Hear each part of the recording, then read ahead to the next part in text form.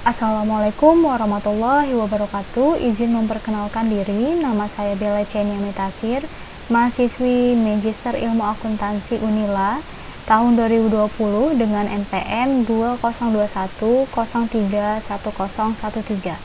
Saya akan mempresentasikan hasil proposal mini saya yang berjudul Pengaruh Efektivitas Partisipasi Masyarakat Sistem Pengendalian Intern Pemerintah terhadap Akuntabilitas Pengelolaan Dana Desa di Kecamatan Krui Selatan. Proposal ini atau penelitian ini dilatar belakangi oleh dampak pandemi COVID-19 dirasakan di semua kalangan sektor termasuk dalam sektor perekonomian. Hal ini membuat pemerintah pusat menerbitkan regulasi terkait perubahan alokasi dana desa, yaitu Undang-Undang Permendes PDTT Republik Indonesia Nomor 6 Tahun 2020 tentang perubahan atas Permendes PDTT Nomor 11 Tahun 2019 tentang prioritas penggunaan dana desa tahun 2020. Dilihat dari 3 tahun terakhir ini, anggaran dana desa dari APBN selalu mengalami peningkatan yang signifikan, yaitu pada tahun 2018 sebesar 60 triliun, pada tahun 2019 meningkat menjadi 70 triliun, dan pada tahun 2020 meningkat menjadi 72 triliun. Dan selanjutnya anggaran tersebut diturunkan untuk tiap-tiap kabupaten ataupun desa. Besaran anggaran yang mengalir dapat diartikan bahwa semua program-program pemerintah daerah yang dijalankan oleh aparatur desa dalam hal ini menggunakan anggaran dana desa tentunya harus tepat sasaran dan memiliki pertanggungjawaban yang sesuai.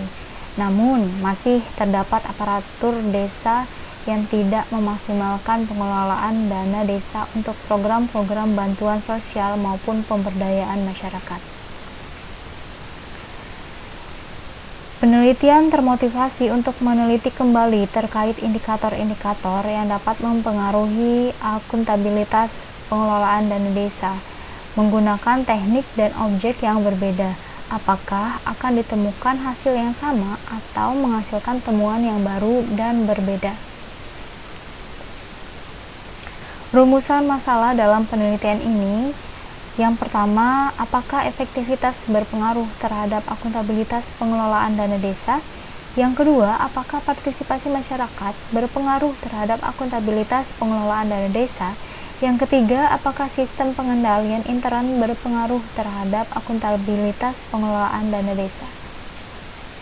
Adapun tujuan masalah dalam penelitian ini menjawab dari rumusan masalah yang telah disebutkan, yaitu yang pertama, untuk mengetahui pengaruh efektivitas terhadap akuntabilitas pengelolaan dana desa, untuk mengetahui pengaruh partisipasi masyarakat terhadap akuntabilitas pengelolaan dana desa, yang ketiga, untuk mengetahui pengaruh sistem pengendalian intern terhadap akuntabilitas pengelolaan dana desa.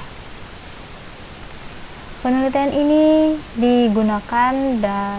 dapat digunakan dalam dua bidang, yaitu yang pertama teoritis maupun praktis. Di bidang teoritis, data yang digunakan atau yang diteliti dapat menjadikan sebagai bukti empiris dalam menambah wawasan dan pengembangan ilmu pengetahuan. Di bidang praktis, penelitian dapat memberikan masukan kepada pemerintah daerah serta dapat bermanfaat sebagai referensi penelitian selanjutnya. Adapun landasan teori yang digunakan dalam penelitian ini yaitu menggunakan grand teori agensi teori atau teori keagenan, yaitu pengembangan dari suatu teori yang mempelajari suatu desain kontrak di mana para agen bekerja atau bertugas atas nama prinsipal. Ketika keinginan atau tujuan agen bertolak belakang, maka akan terjadi suatu konflik. Singkatnya, agensi teori menggambarkan hubungan antara prinsipal maupun agen, di mana dalam penelitian ini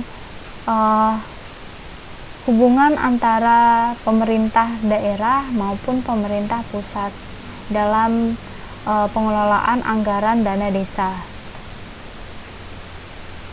Hipotesis yang digunakan dalam penelitian ini yaitu yang pertama, H1 efektivitas berpengaruh positif terhadap akuntabilitas pengelolaan dana desa. H2 partisipasi masyarakat berpengaruh positif terhadap akuntabilitas pengelolaan dana desa.